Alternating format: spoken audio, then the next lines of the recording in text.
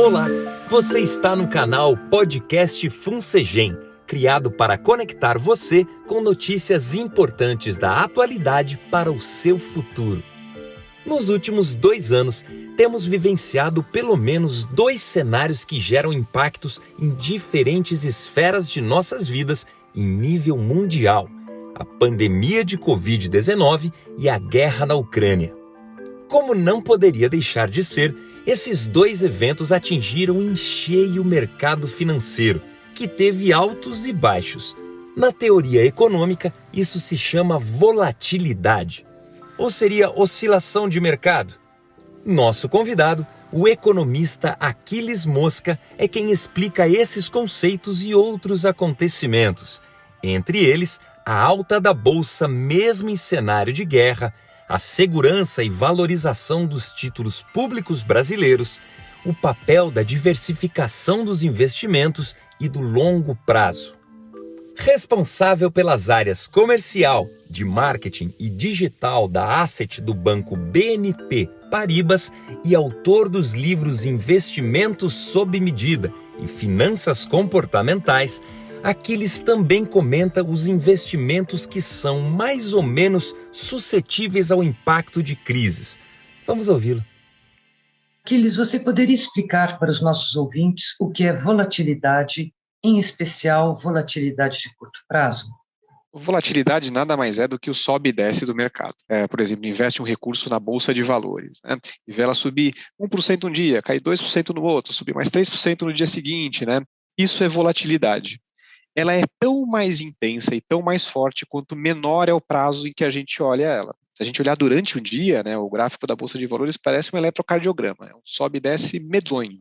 Se a gente olhar uma vez por semana, essa flutuação em uma semana, ela já vai ficando menor. Se a gente olha em um mês, ela fica menor ainda. Se a gente olha em um ano, ela vai ficando menor. Se olhar em 5, 10 anos, ela é bem pequena, ela se traduz numa tendência de alta, uma tendência de subir.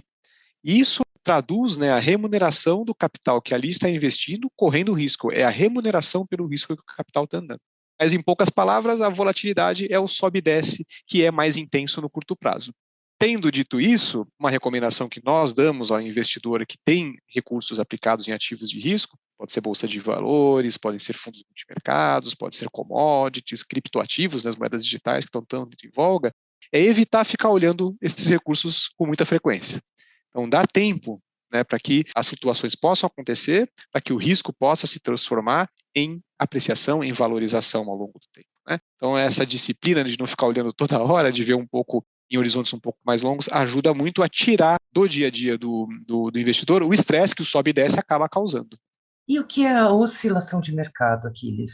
Praticamente são sinônimos, né? Os dois estão se referindo ao sobe e desce, né? A volatilidade é o termo mais técnico, né? Que a gente calcula por meio do chamado desvio padrão, né? É quanto que uma variável flutua ao redor do seu valor médio, né? A oscilação, a volatilidade, elas estão traduzindo a mesma coisa, elas estão traduzindo o sobe e desce que a gente observa no dia a dia do mercado financeiro, que tem as mais diversas origens, né? Ele pode vir por conta, no caso de uma ação de uma empresa, porque a empresa está indo muito bem, então a oscilação é para cima, é uma valorização. Se sai um balanço ruim para a empresa, pode sair uma oscilação para baixo. Algum evento da política local ou internacional, agora com a questão, né, da guerra na Ucrânia, que impacte a expectativa com relação ao setor em que aquela empresa está introduzida, pode causar uma desvalorização ou uma valorização. Essa flutuação, né, que tem diversas origens, é expressa de uma forma mais técnica pelo termo volatilidade e de um jargão mais acessível, né, essa oscilação, essa flutuação, né, esse sobe e desce do mercado mesmo.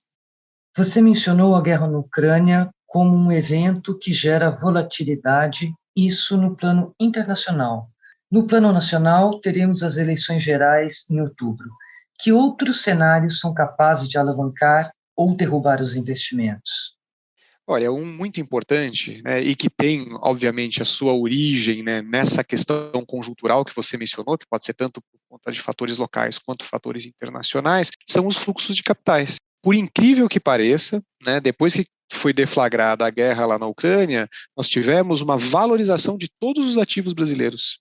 Assim, puxa, mas está acontecendo uma guerra no mundo, na Europa, né, no coração da Europa, e isso impactou positivamente os ativos no Brasil, principalmente os ativos de risco, né? Se a gente olha a taxa de câmbio, o real se apreciou, né, ganhou valor frente ao dólar, ganhou valor frente ao euro.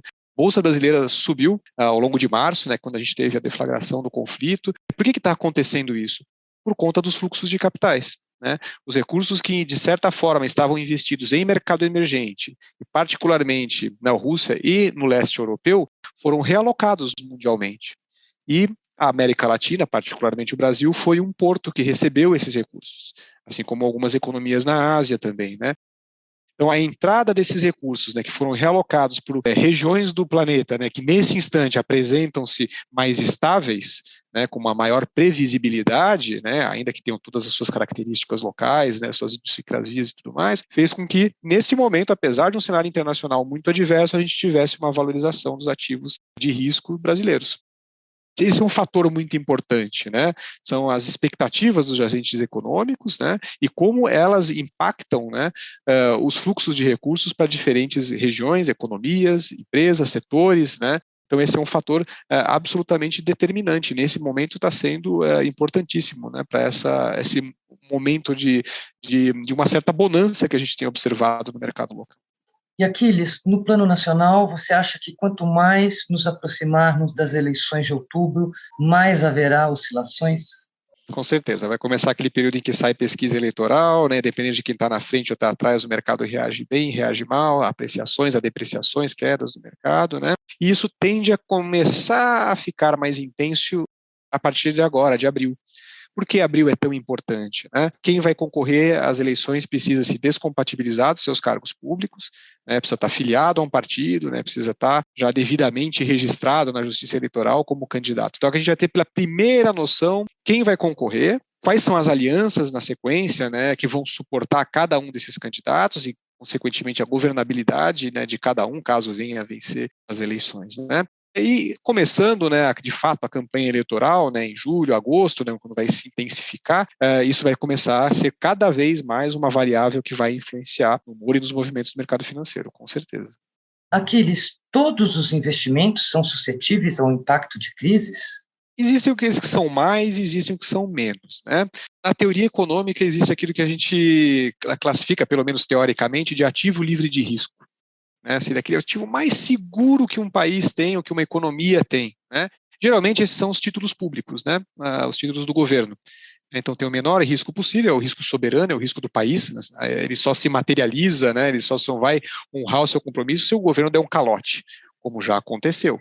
Né? O Brasil deu seu último calote em 1987, né? A Argentina deu um calote em 2001, voltou a dar de novo em 2011.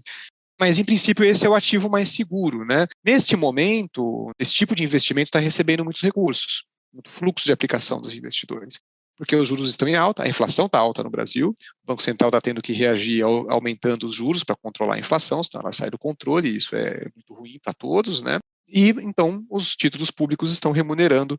Hoje já está em 11,75% ao ano os juros no Brasil, né? Isso faz com que esses títulos públicos, né, de risco muito baixo, risco soberano, estejam rendendo quase 1% ao mês, que é uma rentabilidade muito alta. Se a gente voltar um ano e meio atrás, os juros do Brasil eram de 2,25% ao ano. Hoje a gente consegue isso praticamente em 2 meses de rentabilidade, aplicando em títulos públicos, com baixíssimos risco e altíssima liquidez. Consigo resgatar a qualquer momento esse recurso. Então, esse é o tipo de investimento, né, dentro da renda fixa, né, que protege o investidor nesse momento, né, aquele investidor que não está disposto, né, a enfrentar o risco de outras aplicações para buscar um retorno maior. Mas é claro, aquele investidor que não se contenta com esse tipo de rentabilidade, né, atual, né, das taxas de juros, estão em 11,75, devem subir para algo em torno de 12,5, 12,75 ainda esse ano. O investidor que quiser mais do que isso, ele vai precisar começar a correr risco. Então, existe, né, risco e retorno andam de mãos dadas em finanças, né? Se eu quero um retorno maior, eu vou precisar correr algum tipo de risco.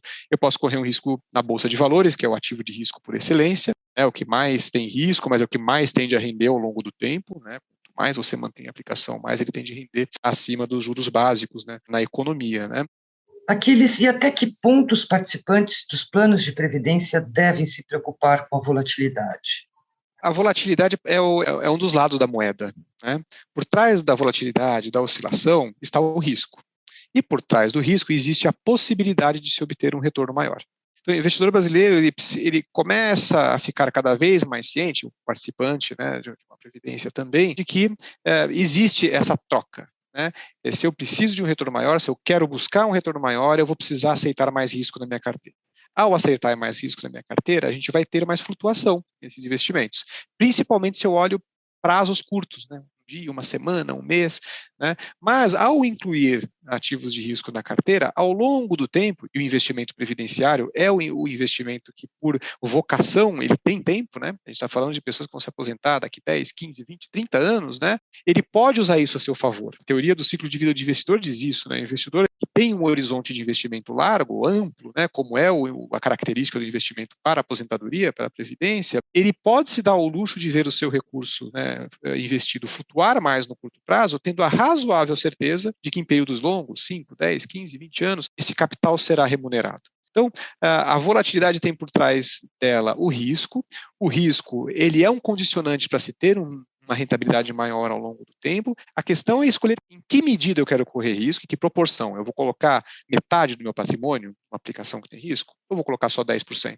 Colocar 5%. Isso é muito pessoal, isso depende de cada investidor, né? Cada um de nós, eu, você, nós temos a nossa propensão a risco que nos é peculiar. Depende da nossa educação, da nossa formação, da nossa experiência. São características muito ligadas à nossa personalidade, à capacidade de aturar risco e, consequentemente, enfrentar a volatilidade, as oscilações, né?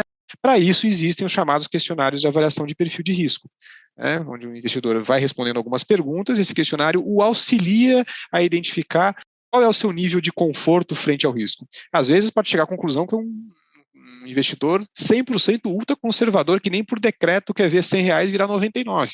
Uma alocação ideal para esse investidor é uma colocação 100% conservadora na renda fixa, títulos públicos, né? Em contrapartida, vai ter uma miríade, né, de outros perfis, né, que vão tolerar algum grau de risco na busca por um retorno maior ao longo do tempo. Aquiles, você explicou de forma bastante clara, mas certamente nossos ouvintes querem saber como se proteger nesses cenários de volatilidade. A principal forma de se proteger é diversificar o seu portfólio de investimentos, a sua carteira de investimentos. O que significa diversificar? É aquele conselho que a nossa avó nos dava, né, de não colocar todos os ovos numa cesta só. Eu devo ter recursos aplicados em coisas previsíveis, em coisas com pouco risco, como títulos públicos, a renda fixa, né, mas eu devo ter também outras aplicações, né, que tenham um pouquinho de risco, né, que vão aplicar em setores diferentes da economia, né, que podem ser impactados de formas diferentes dependendo do cenário. Essa composição, né, de uma cesta de investimentos com diversas categorias, né, investimentos em ações, em fundos multimercados, investimentos no exterior. O Brasil se abriu para o investimento lá fora. Durante boa parte da pandemia, por exemplo, é possível a gente estar investido em indústrias farmacêuticas através de fundos de investimentos que aplicam no exterior. É um setor que sequer existe na nossa bolsa de valores aqui localmente e que se valorizou muito com todo o cenário que aconteceu, né, que está acontecendo de certa forma ainda da pandemia, né? Então a diversificação, né, essa composição de uma carteira de investimentos com diversas categorias, né, de ativos é uma forma de proteção. Nem todos eles vão se valorizar ao mesmo momento, mas quando algum deles, né, tiver uma desvalorização, outros vão estar se valorizando. No total da carteira, isso suaviza os retornos, né, ao longo do tempo. E se for uma carteira bem diversificada, novamente, ao longo do tempo, ela vai apresentar uma tendência de valorização. Quanto maior o horizonte, mais marcante isso vai ser. Você acabou de ouvir as explicações e recomendações do economista e escritor Aquiles Mosca, do BNP Paribas. Esperamos que você tenha gostado deste episódio. Aguarde as novidades do próximo podcast FunSegem.